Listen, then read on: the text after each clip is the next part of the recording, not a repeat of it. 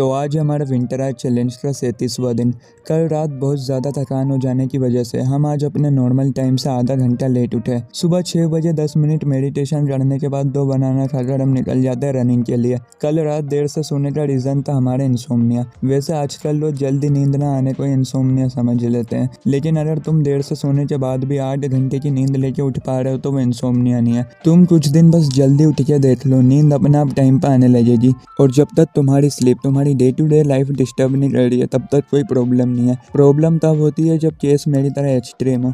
रात को 3 बजे सोने के बाद भी सुबह 6 बजे उठ जाना और उसके बाद रात को फिर भी जल्दी नींद ना आना। 15-20 दिनों में ही कभी कभी ऐसा होता है कि थोड़ा सो लेता हूँ दिन में। बाकी टाइम मेरा दिन 3 से 5 मैक्स टू मैक्स 6 घंटे की नींद में ही चल रहा होता है और उसके बाद भी लेजीनेस कुछ नहीं होती। सुनने में ये बात शायद अच्छी लगती है क्योंकि कुछ लोग तो 8-9 घंटे सोने के बाद भी पूरे दिन स्लीपी फील करते हैं, पर यहीं इस कम नींद का नेगेटिव पार्ट आता है। हमारे टीनेज ईयर्स हमारी लाइफ का सबसे इम्पोर्टेंट फेज़ है। यही एज डिसाइड करती है कि आगे चलकर तुम्हारी लाइफ कैसी होगी।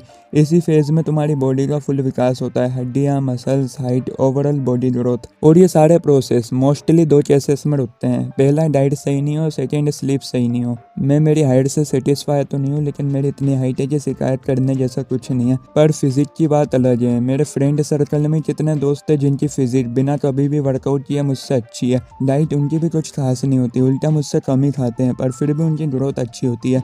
पहला रीज़न तो जो है वो है जेनेटिक्स। दूसरा रीज़न मैं मानता हूँ वो है स्लीप। 1.5 साल हो गए जिम करते हुए मुझे, पर फिर भी मसल्स में पेन रहता है। सिर्फ एक ही रीज़न है, क्योंकि मेरी स्लीप प्रॉपर नहीं होती है। इसलिए अगर तुम्हें ऐसी कोई बीमारी नहीं है पर तुम फिर भी देर रात तक मोबाइल गेम खेल के या मूवीज़ देखकर अपनी स्लीप खराब कर रहे हो तो आज से ही ये सब काम करना बंद कर दो।